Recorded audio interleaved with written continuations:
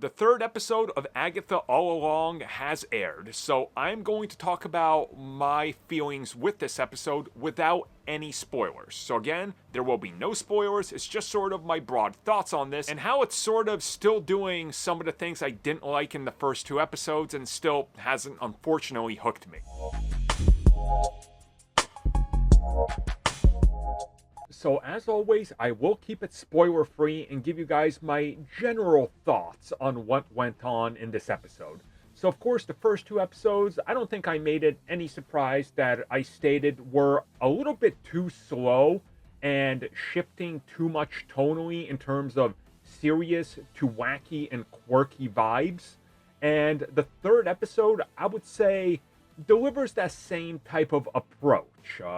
Again, with the way that the second episode ended and them officially opening the door and starting to go down the witch's road, we're obviously going to get into some more serious stuff. And while the cast here to me is the clear highlight of everything, something to me still feels missing.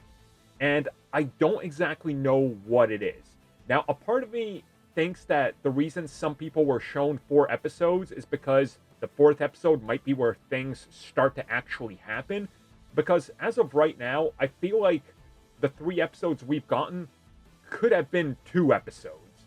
But again, there's a mandate because you gotta fill time and we're doing a TV series, so stretch some things out. And in this episode, I felt like that happened at a couple of points where you're just like, well, okay, specifically, like there were scenes in the first 2 episodes where they kind of went over stuff that we knew. Here, we again get that. At least that's what I felt like. And outside of the cast carrying me through it, I'm still not hooked on this. I'm not feeling as much of a WandaVision week to week, what is this and what direction are they going? Or even to an extent, most other Marvel shows. Now, again, I don't think this is bad. I think it's good, and good is the key takeaway here. I think that there's a lot of good in this, but to me, it still feels like there was maybe a few too many different cooks in this kitchen, and everybody was trying to take elements in a different direction. And when the reception to WandaVision obviously worked in this series' favor, so they could go more magical, I still feel like that they don't want to go fully into a direction that they tease. And again, I'm trying to avoid spoilers here. I'll talk about it more when we talk about spoilers. This series, to me, is doing enough to get me to keep watching because I like the characters.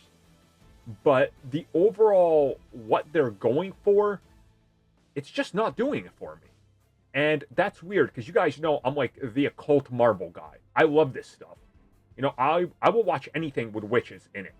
Like, seriously, that's like my thing, that and vampires. So the fact that this is missing something that's supposed to hook someone like me, I don't know if that's just a me problem or a big, broad problem that they have. But again, I'll talk about this more when I talk spoilers. But for those that were wondering, what am I enjoying more, this or Penguin? Yeah, I'm sorry, but Penguin by a long mile.